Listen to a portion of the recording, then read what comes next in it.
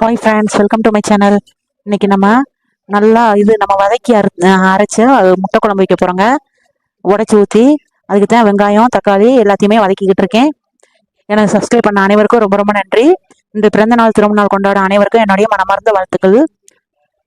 பாருங்க, சின்ன வெங்காயம் பல்லாரியா நல்லா போட்டு வதக்கிட்டு இருக்கேன். அதுக்கப்புறம் தக்காளியும் அதில் போட்டாச்சு. இப்போ அதுக்கு தேவையான மஞ்சள் பொடி, மிளகா பொடி, அப்புறம் மட்டன் பொடி சேர்த்துக்கிறேன். நான் மட்டன் பொடி சேர்த்துட்டு நம்ம ரெடி பண்ணோம்னா அது கொஞ்சம் நல்லா மணமாக இருக்கும். அதனால நான் மட்டன் பொடி சேர்த்துக்கிடுவேன். இப்போ ஒரு 1.5 ஸ்பூன் இது மிளகா பொடியும் அதுக்கப்புறம் மஞ்சள் பொடியும் சேர்த்துட்டு மட்டன் பொடியும் சேர்த்தாச்சு. அந்த மசாலாவில் இது வெங்காயம் தக்காளியில் இந்த மசாலாவையும் வதக்கி எடுத்துருவோம். வதக்கி எடுத்துட்டா குழம்பு நல்ல டேஸ்ட்டாக இருக்குங்க. எல்லாத்தையும் வதக்கி எடுத்து மிக்சியில் போட்டு ஒரு ஸ்பூன் சோம்பும் ஒரு 1.5 ஸ்பூன் பொரிகடலை பொட்டுக்கடலைன்னு சொல்லுவோம் தெரியுமா, அதையும் போட்டு நல்லா மையாக அரைச்சிட்டு வந்துடுவோம். இப்போ அரைச்சிட்டு வந்ததுக்கப்புறம் அதே வடச்சட்டியில் எண்ணெயை ஊற்றி கொஞ்சோண்டு கடுகு போட்டு அரைச்ச மசாலாவை நல்லா போட்டு கிண்டிக்கிடுங்க.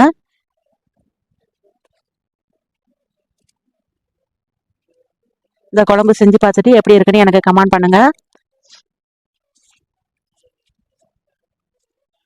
அந்த ஜாரில் தண்ணியை ஊற்றி அலசி அதில் மசாலாலாம் ஊட்டியிருக்கோம்ல அதையும் போட்டு மூடியை போட்டு கொஞ்சம் நேரம் மசால் வடை வந்துட்டையும் கொதிக்க விடுவோம். ஒரு 5 நிமிஷம் கொதிச்சா போதும்.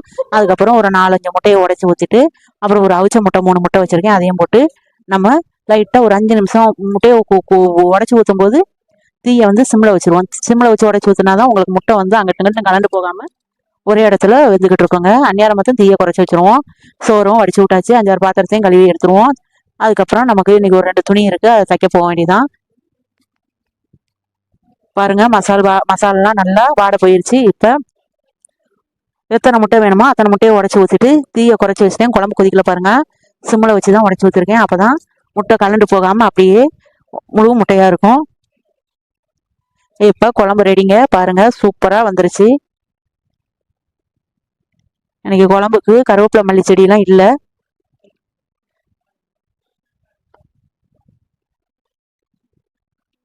முட்டை குழம்பு ரெடி. இன்னைக்கு உடச்சி ஊற்றின முட்டை குழம்பு அரைச்சி விட்ட மசாலா வச்சு செஞ்சாச்சு. இப்போ ப்ரெஸ்அப் ஆகிட்டு நல்லா குளிச்சுட்டு நம்ம டெய்லரிங் வேலைக்கு வந்தாச்சு மேலே.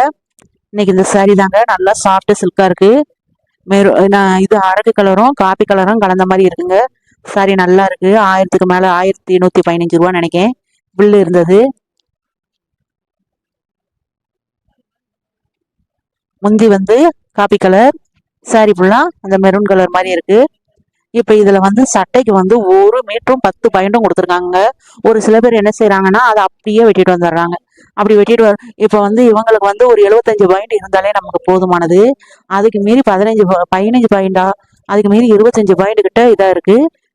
அதனால நம்ம போதுமான அளவு ஒரு 80 பாயிண்ட் மொத்தம் கணக்கு பண்ணி வெட்டிட்டு மிச்ச துணியை நம்ம உள்பக்கம் வச்சு முந்தி அடிக்கிறதுனால அது அசிங்கமாக தெரியாது. ஒரு சில பேர் அவங்களே வெட்டிட்டு வருவாங்க தெரியுமா. அப்படி வெட்டிட்டு வர்றவங்க 1.5 மீட்டர் 1.25 மீட்டர் 1 மீட்டர் துணி இருந்தாலும் அவங்களுக்கு அளவு தெரியாம அப்படியே அந்த பிளவுஸ் பிட்டை கட் பண்ணிட்டு வந்துருவாங்க. அப்படி கட் பண்ணிட்டு வராதிங்க. ஒரு சில பேர் வெயிட்டானவங்களுக்கு அந்த சேலை காணாம போயிடும். இப்போ இந்த சேலைக்கு நூல் பிரிச்சு நம்ம வெட்டினோம்னு வச்சுக்கோங்களேன், அந்த நூல் ஸ்ட்ரெயிட்டா தான் போகும். இப்போ அப்படியே சாப்பிட்டு போன சாரி இருக்கும் தெரியுமா, அதுக்கு தான் நூல் பிரிச்சு வெட்டினோம்னா கிராஸா போகும். அதனால இந்த சாரிக்கு நம்ம நூல் எடுத்து வெட்டிடலாம். வெட்டி முந்தி அடிக்க போறேன் பாருங்க. இப்ப சாரிக்கு முந்தி அடிச்சு எடுக்க போறேன். ஒரு சைடு மட்டும்தான் முந்தி அடிக்க வேண்டியது இருக்கு. இன்னொரு சைடு குஞ்சாம் போட வேண்டியது இருக்கு. குஞ்சாம் போட வேண்டியது அவங்களே போட்டு கொடுத்துருக்காங்க. சாரியில ரெடிமேட் குஞ்சாம் கிடையாது, சாரியிலே நூல் பிரிச்சு தான் போட்டிருக்காங்க. இதாங்க சாரி. நல்லா சாஃப்ட் சில்காதான், நல்லா மெதுவா இருக்கு. கட்டிட்டு போனா எவ்வளவு நேரம்னாலும் இந்த சாரியை கட்டிட்டு இருக்கலாம். பின்னல் போட்டு குஞ்சாம் போட்டிருப்பாங்க தெரியுமா, அதே மாதிரி போட்டுட்டாங்க. ஒரு சைடு மொத்தம் முந்தி அடிச்சாச்சு. இப்போ லைனிங் பீஸ் நம்ம லைனிங்ல கட் பண்ணி எடுத்துக்கிடுவோம். இவங்களுக்கு 21.5 சுற்றளவு, உயரம் 14.25 கரெக்டாக தான் எடுக்கணும். ஏன்னா 1 இன்ச்சு முன்ன பின்னாலும் இந்த கஸ்டமருக்கு உடம்பு இறக்கம் கரெக்டாக இருக்கணும்னு சொல்லுவாங்க. கூடவும் குறையாது, குறையவும் கூடாது, பர்ஃபெக்டா இருக்கணும். அந்த 14.25னா அந்த 14.25 தாங்க இருக்கணும். ஒரு 1/4 இன்ச்சு ஒரு 2 சடைக்கு கூட எடுத்து கொடுத்துட்டேன்ட்டு அவங்களுக்கு உடம்பு இறங்கிருச்சுன்னு ஓயாம சொல்லிக்கிட்டு இருந்தாங்க. அதனால 14.25 எடுத்துக்கிட்டேன். ஒரு 1/4 இன்ச்சு தான் 15 இன்ச்சு வந்துடும், ஆனால் அவங்க வேண்டான்டுவாங்கங்க. அதை பேக் சைடு வெட்டி எடுத்தாச்சு. பேக் சைடு வெட்டிட்டு நம்ம கிராஸ் கட்டிங் போட்டு வெட்டி எடுத்துருவோம். அதே மாதிரி பட்டிக்கு வந்து இவங்களுக்கு 2.25 to 3.25 தான், அதுவும் கரெக்டாக தான் எடுக்கணும். பட்டி ஒரு பாயிண்ட் கூட கூடனா கூட அவங்க கிராஸ் சரியில்லைன்றாங்க. உங்களுக்கு இப்படி இந்த ஒரு பாயிண்டோ இல்லைன்னா 1/4 பாயிண்டோ இப்படி அவங்களே நமக்கு தையல் அளவு சொல்ற கஸ்டமர் உண்டான்னு நீங்க சொல்லுங்க. கை இவ்வளவுதான் இருக்கணும், அப்புறம் நமக்கு கழுத்து இவ்வளவுதான் இருக்கணும், அவங்களே நமக்கு வந்து அளவு சொல்லிட்டு போவாங்க. அப்படி கஸ்டமர் உங்களுக்கு இருந்தா எனக்கு கமெண்ட் பண்ணுங்க. கூடவும் கூடாது, குறையவும் கூடாது. கரெக்டா எப்படினாலும் நமக்கு தைக்கும் போது ஒரு பாயிண்டோ 1/2 பாயிண்டோ கூட தான் செய்யும். ஆனா அவங்க புரிஞ்சுக்கிட மாட்டாங்க. அப்படி நேரத்துல பர்ஃபெக்டா எப்படி தைக்க முடியும் சொல்லுங்க. இப்ப கையெல்லாம் வெட்டி எடுத்துட்டு லைனிங்க்கும் வெட்டி லைனிங் வந்து வெட்டியாச்சு. அதுக்கப்புறம் மெயின் கிளாத்ல வெட்டணும். குடஞ்ச வெட்டலாம் வெட்டி எடுத்தாச்சுங்க. இப்போ அந்த ப்ளவுஸ் தச்சு முடிச்சாச்சு. மீஷோவில் எங்கள் பாப்பாவுக்கு ஒரு வாட்டர் கேன் ஆர்டர் போட்டேங்க. வாட்டர் கேன் வர்றதுக்கு நம்ம தர துடைப்பம் தெரியுமா, மாப்பு வந்திருக்குங்க பாருங்க. 230 ரூபாய்க்கு வாட்டர் கேன் ஆர்டர் போட்டேன். ஆனால் அவங்க இந்த மாப்பு அனுப்பி விட்ருக்காங்க 230 ரூபா வாங்கிட்டு போயிட்டு. இப்போ ரிட்டர்ன் போட்டால் அவங்க இந்த மாப்பு வேணா வச்சுக்கோங்களேன், தூக்கி கீழே போட்டுருங்க அப்படின்னு சொல்லி காசையும் அனுப்பி விட்டாங்க. இப்படிலாம் உங்களுக்கு நடந்திருக்கான்னு சொல்லுங்க. ஆனால் மாப்பு வந்து 230 ரூபா இருக்காது, மேக்சிமம் 100 ரூபா 120 ரூபா தான் இருக்கும்.